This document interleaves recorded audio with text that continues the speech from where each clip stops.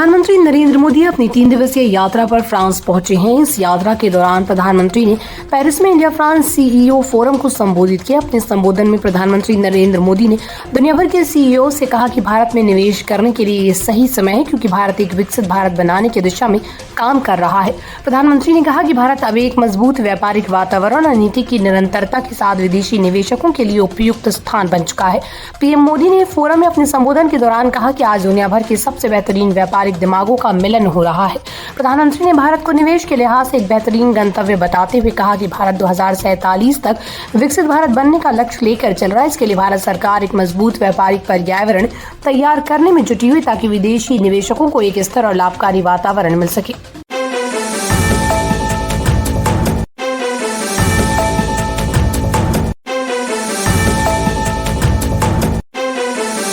Supreme court का आदेश, EVM से data ना तो हटाया जाए ना ही फिर से लोड किया जाए। चुनाव आयोग को निर्देश। भारत में इलेक्ट्रॉनिक वोटिंग मशीनों ईवीएमएस की विश्वसनीयता और सत्यापन को लेकर सुप्रीम कोर्ट ने मंगलवार को एक महत्वपूर्ण आदेश जारी किया है। कोर्ट ने चुनाव आयोग ईसी से कहा कि फिलहाल ईवीएमएस से कोई भी डेटा ना तो हटाया जाए और न ही फिर से लोड किया जाए। मंगलवार को सुप्रीम कोर्ट ने ईवीएमएस के सत्यापन से संबंधित नीतियों को लेकर दायर की गई याचिकाओं पर सुनवाई की। इन याचिकाओं में यह मांग की गई थी कि चुनाव आयोग को ईवीएमएस की मेमोरी माइक्रो कंट्रोलर की जांच और सत्यापन करने का निर्देश दिया जाए। सुनवाई के दौरान सुप्रीम कोर्ट ने चुनाव आयोग से कहा कि इस समय ईवीएमएस से कोई भी डेटा न हटाया जाए और न ही फिर से लोड किया जाए।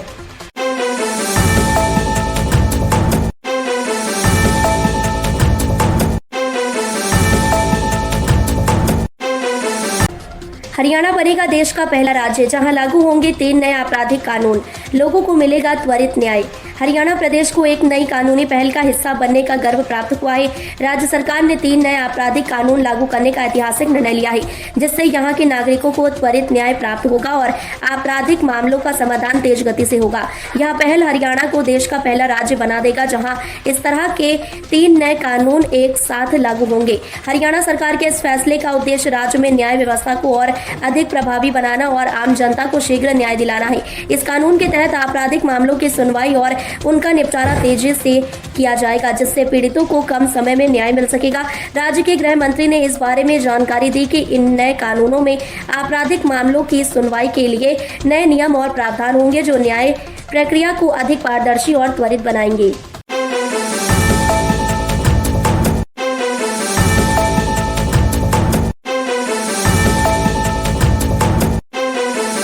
दिल्ली में बीजेपी का मुख्यमंत्री कौन होगा? जीतने वाले विधायकों में से होगा चुनाव, सांसदों के नाम सूची से बाहर। नई दिल्ली में 12 फरवरी 2025 दिल्ली विधानसभा चुनावों के परिणामों के बाद भाजपा के भीतर मुख्यमंत्री पद को लेकर मंथन तेज हो गया है। मंगलवार को केंद्रीय गृह मंत्री अमित शाह और भाजपा के राष्ट्रीय अध्यक्ष जेपी नड्डा के बीच संसद भवन में लंबी चर्चा हुई। सूत्रों के अनुसार दिल्ली में भाजपा का मुख्यमंत्री उन विधायकों में से होगा जो चुनावी परिणामों में जीत कर आए हैं।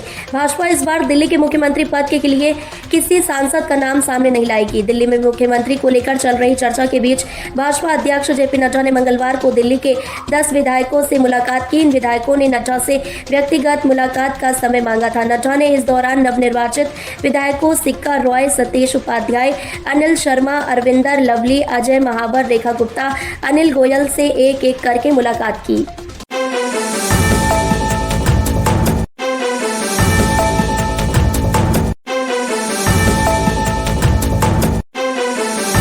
यूपी के जिले के किसानों के लिए खुशखबरी, प्लॉट आवंटित करने के लिए शुरू हुआ सर्वे।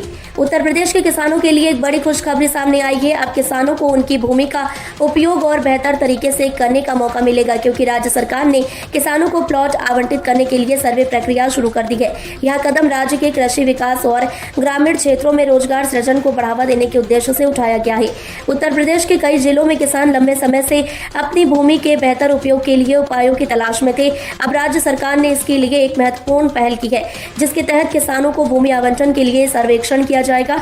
इस सर्वेक्षण का मुख्य उद्देश्य यह सुनिश्चित करना है कि किसानों को उनके क्षेत्र में उपयुक्त और उपजाऊ भूमि का आवंटन किया जाए। किसानों को इस प्लॉट आवंटन से अपनी कृषि गतिविधियों को बढ़ाने का अवसर मिलेगा।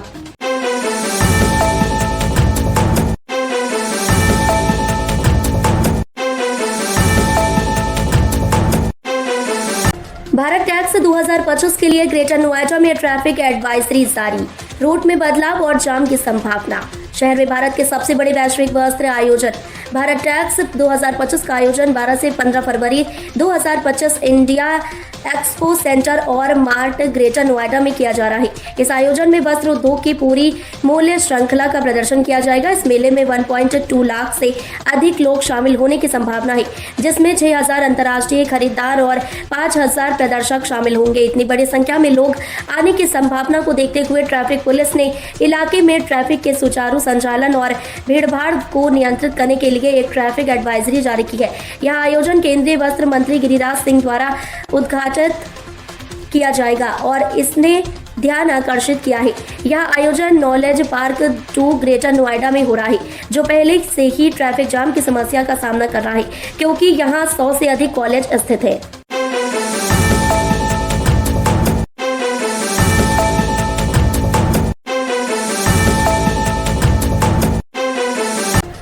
राम मंदिर के मुख्य पुजारी आचार्य सत्येंद्र दास का निधन हो गया। वो पिछले 3 दशकों से रामलला मंदिर में मुख्य पुजारी के रूप में सेवा दे रहे थे। 3 फरवरी को उन्हें ब्रेन हैमरेज के कारण लखनऊ रेफर किया गया था, जहां उनका इलाज पीजीआई लखनऊ के न्यूरोलॉजी विभाग में चल रहा था। बुधवार सुबह 7 बजे उन्होंने अंतिम सांस ली। उनके निधन के साथ ये सवाल उठने लगा कि अब राम मंदिर का मुख्य पुजारी कौन बनेगा। आचार्य सत्येंद्र दास रामलला की सेवा में 3 दशक से अधिक समय तक लगे रहे। उन्होंने रामलला के स्थायी तंबू से लेकर अब तक के भव्य मंदिर तक की यात्रा में महत्वपूर्ण भूमिका निभाई। उन्हें 1 मार्च 1992 को रामलला का मुख्य पुजारी नियुक्त किया गया था। बाबरी मस्जिद ढहने के कुछ महीने बाद सत्येंद्र दास ने रामलला को अपनी गोदी में लेकर वहां से सुरक्षित स्थान पर पहुंचाया। तब से उनका नाम राम मंदिर के इतिहास में हमेशा के लिए दर्ज हो गया था।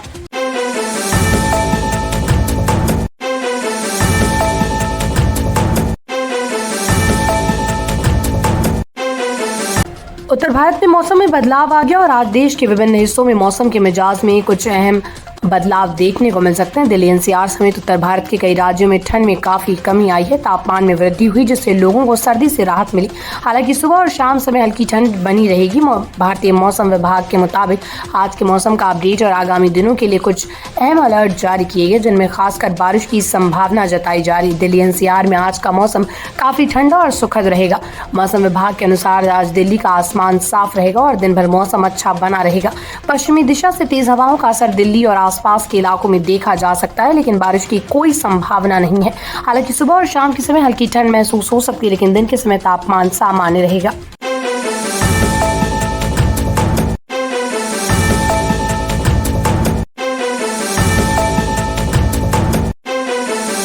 अगर हाल ही में किसी फिल्म की चर्चा जोरों पर है तो वो है हर्षवर्धन राणे और पाकिस्तानी अभिनेत्री मावरा होकेन की रोमांटिक फिल्म सनम तेरी कसम। इस फिल्म ने हाल ही में वैलेंटाइन वीक के मौके पर थिएटर में दस्तक दी और जबरदस्त कमाई करी। हालांकि अगर आप भी ये फिल्म देखना चाहते हैं लेकिन थिएटर तक पहुंचने का वक्त नहीं निकल पा रहा है, तो आपके लिए खुशखबरी है।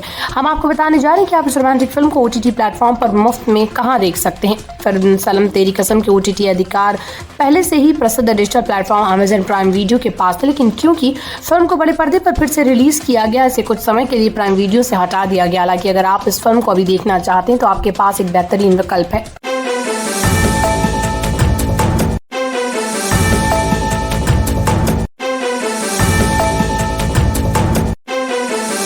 भारत के दिग्गज क्रिकेटर विराट कोहली इन दिनों खराब फॉर्म से जूझ रहे हैं, लेकिन क्रिकेट की दुनिया के एक और महान खिलाड़ी वेस्टइंडीज के पूर्व बल्लेबाज क्रिस गेल ने उनका समर्थन किया। गेल का कहना है कि विराट कोहली भले ही रन बनाने में संघर्ष कर रहे हैं, लेकिन वो अभी भी दुनिया के सबसे बेहतरीन क्रिकेटर हैं। क्रिस गेल ने मंगलवार को कहा, चाहे जैसी भी फॉर्म हो, विराट कोहली अभी भी दुनिया के सबसे बेहतरीन बल्लेबाज हैं। उनके आंकड़े खुद इस बात का सबूत है। हम सभी जानते हैं कि उन्होंने सभी प्रारूपों में कितनी शतक लगाई। हम सभी क्रिकेटर इस तरह के फेज से गुजरते हैं। मैं जानता हूँ कि वो अपने करियर के आखिरी दौर में, लेकिन ऐसा होता रहता है। उन्हें खुद पर विश्वास रखना होगा और वापसी करनी होगी।